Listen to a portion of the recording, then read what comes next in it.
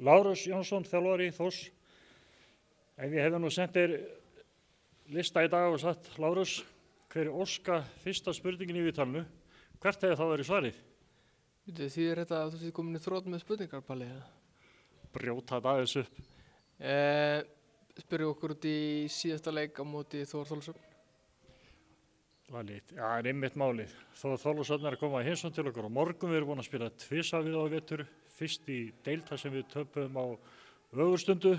Svo fórum við í bikarleik við og gerum þeim það sem þeir gerðu okkur. Við unnum það bara á loka andartökunum.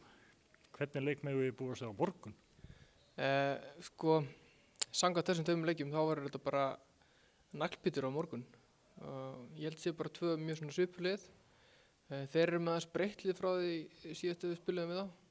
Þeir eru konum með Jerome Frink, nýjan Bandaríkjamann, sem er mjög öflugur og Fjölhafur, stór Bandaríkjamaður, og svo eru þeir komið með Mignani sem er argentískur point guard sem er svona fljótur líka.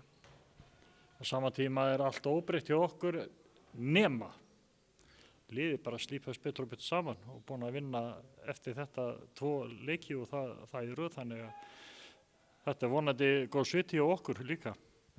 Já, ég held að liðið sé bara svona ná að spila betur og betur saman eins og þú sagðir, og okkur hungrar eiginlega bara í næsta leik. Við byggumst við að vera að spila núna á mánudaginn, en þannig að við erum búin að hafa góðan tíma til að undirbúa okkur fyrir leikinn og áhorfendur kannski líka. Erum búin að hlakka til í langa tíma. Veðurguðirnir eru ekki alveg að spila með okkur íþróttahreyfingunni, setja hver strikk hjá fættur öðru í reikninginn og fresta leikir og búið að fresta tvígangum móti KR-ingum. Svo þarf loksins leikurinn verið settur á og verður þetta ekki bara svo úlfur og mætir enginn. Nei, ég held að verið pakkað. En segjum við Lali, það er allir klárir leikinn á morgun? Allir klárir, já, það er enginn meiddur í okkur. Og við náttúrulega hvetjum bæjarbúa til þess að halda áfram að bæta í, þar að segja áhorfendafjöldan, fjölga bekkjunum, kalla herra, kalla meira, kaupa hamborgar og kók og skemmta sér yfir körfubolta.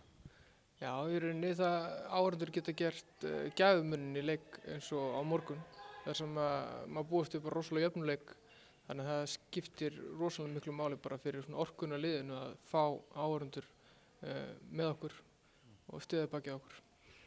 Svo ég spólir aðeins tilbaka að því við erum konum út í þessa salma, það náttúrulega sýndi að sig, það voru fjölmargir Þórsarar sem mættu í Dalhús þegar við spilum við Fjölni og kvöttu vel, og það sýnir bara stuðningur að hann skiptir máli.